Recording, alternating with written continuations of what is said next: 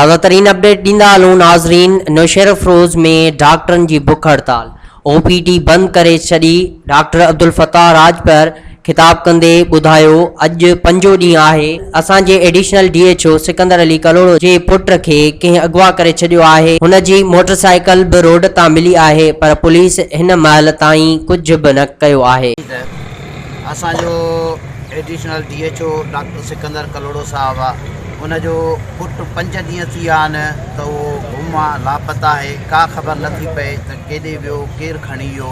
उनजी police motorcycle जॾहिं त बरामद थी आहे ऐं अञा ताईं डॉक्टर साहिबु जेको उनजो पुटु आहे सिकंदर साहिब जो नथो मिले।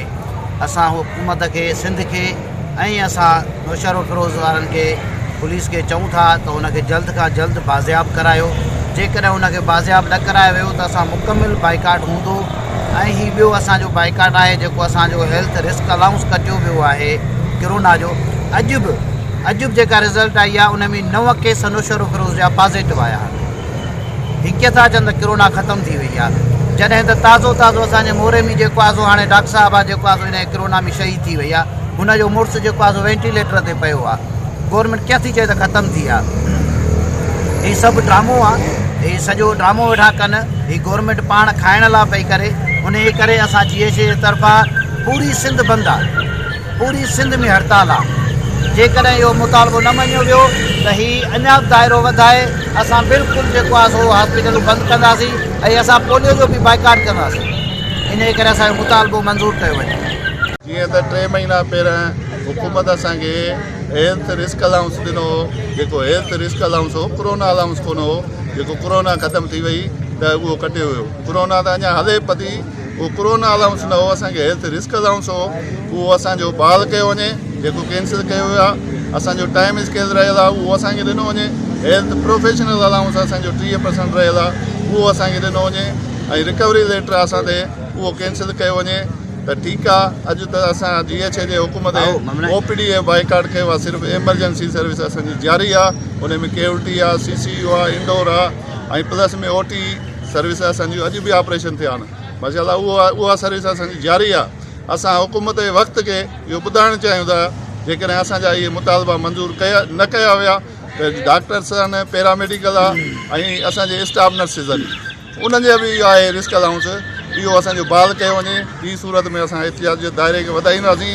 ऐं ॿी ॻाल्हि जी मां मज़म्मत कंदुसि, असांजो सीनियर डॉक्टर साहिबु आहे डॉक्टर सिकंदर कलोड़ो साहिबु, उनजो नौजवान पुटु अगवा थी वियो आहे 3 ॾींहं पहिरियों। मां हुकूमत जे वक़्त खां उन लाइ मुतालबो कंदुसि त महिरबानी करे उनखे बि जल्द खां जल्द बाज़ियाब कराए त महिरबानी थींदी। न त PMA पैरामेडिकल ऐं नर्सिंग स्टाफ डॉक्टर सिकंदर कलोड़े सां इंशाअल्लाह कुलो मिलाए असां उन सां गॾु हूंदासीं हर ॾुख सूर में इंशाअल्लाह ताला। असांजो चवणु आहे त जल्द खां जल्द छोकिरे खे बाज़ियाब करायो वञे, न त असां सिविल अस्पताल जो मुकमिल बाइकाट कंदासीं। ॿियो असांजो रिस्क अलाउंस कटियो वियो आहे। केरु थो चए त कोरोना ख़तमु थी वई आहे। 9 केस नवां पॉज़िटिव थिया आहिनि। मोरो में कोरोना जे करे डॉक्टरियाणी फोत थी वई आहे ऐं उनजो मुड़ुसु बि हींअर वेंटिलेटर ते आहे। मोहम्मद अशरफ अली ॿुधायो त असांजो 3 महीना पहिरियां हुकूमत ऐलान कयो हो, हाणे उहो बंदि कयो वियो आहे। हींअर रिकवरी अलाउंस ऐं हेल्थ रिस्क अलाउंस बहाल कयो वञे। असां अॼु DHO जे चवण ते बुख हड़ताल कई आहे। असां अॼु OT ऐं CCON डोर एमरजेंसी जी सर्विस बि जारी रखी आहे। सऊद बोयो, डॉक्टर खादिम मंगरियो, डॉक्टर अब्दुल हफीज़ पिण मौजूद हुआ। रिपोर्ट मोहम्मद इकबाल राजपर, नौशहर अफरोज़।